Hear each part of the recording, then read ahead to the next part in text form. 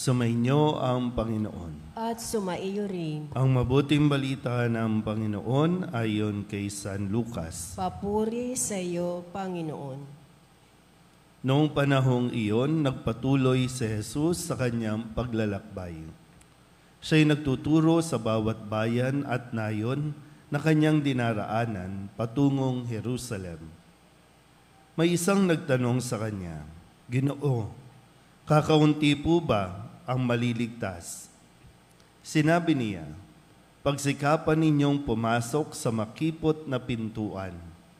Sinasabi ko sa inyo, marami ang magpipilit na pumasok, ngunit hindi makapapasok. Kapag ang pinto'y isinara na ng puno ng sambahayan, magtitiis kayong nakatayo sa labas at katok ng katok. Sasabihin ninyo, 'Panginoon, papasukin po ninyo kami.' Sasagutin niya kayo, 'Hindi ko alam kung taga saan kayo.'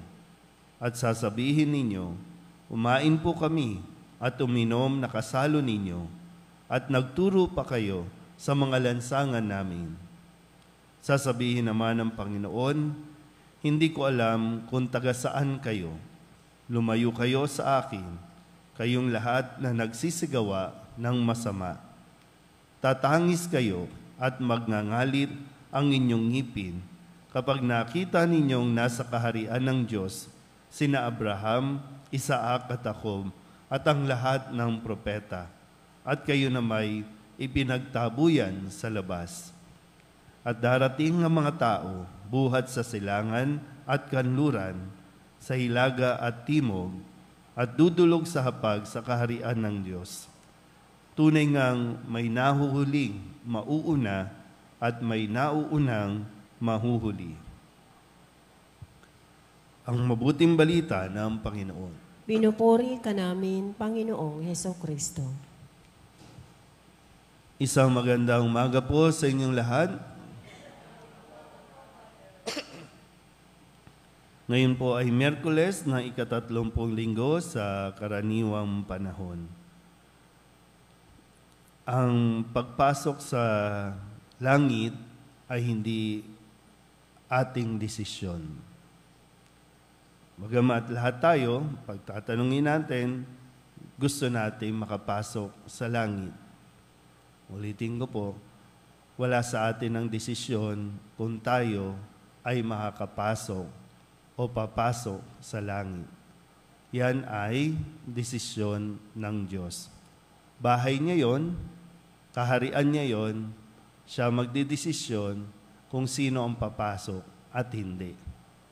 At lahat naman ay gusto niyang makapasok sa langit. Gusto niya, hindi yung gusto lang ng tao. Gusto niya makapasok tayo sa langit.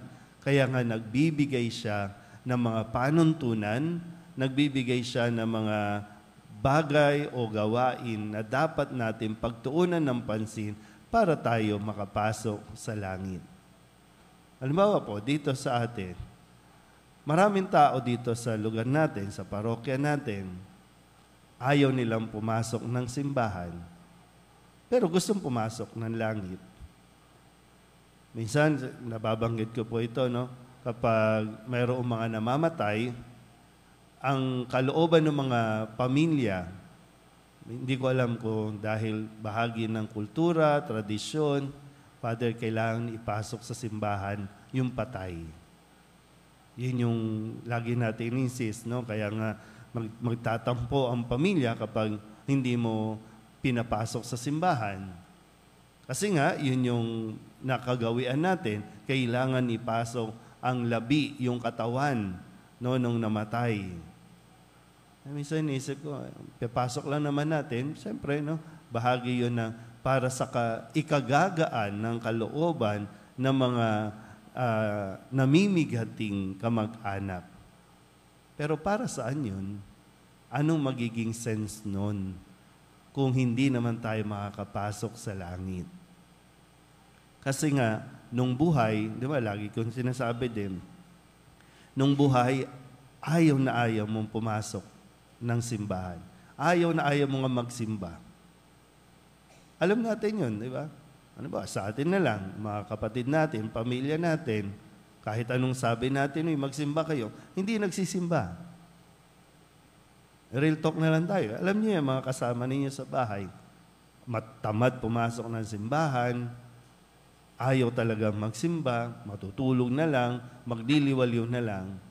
Tapos pag namatay, ipipilit nating ipasok sa simbahan. Nakukuha niyo po ba yung point?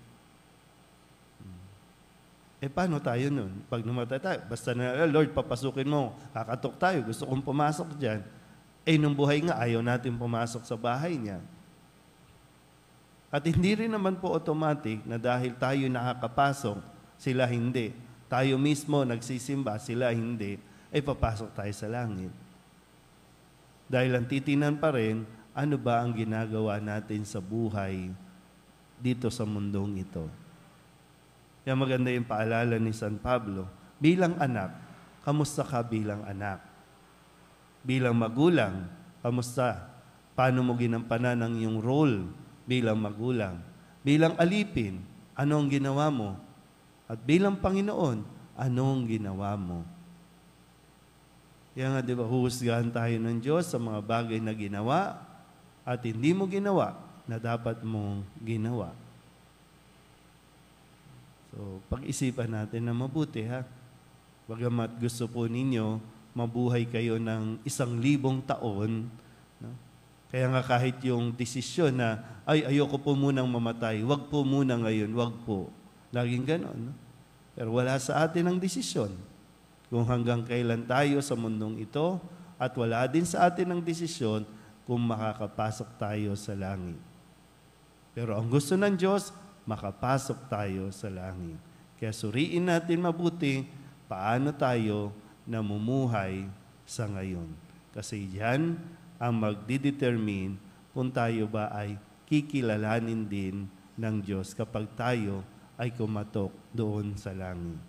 Mahirap pong mapagsarahan ng pinto at mahirap po na pagdating ng araw na yon, hindi tayo kilala ng Diyos dahil hindi natin siya kinilala nung tayo po ay nabubuhay pa. Amen?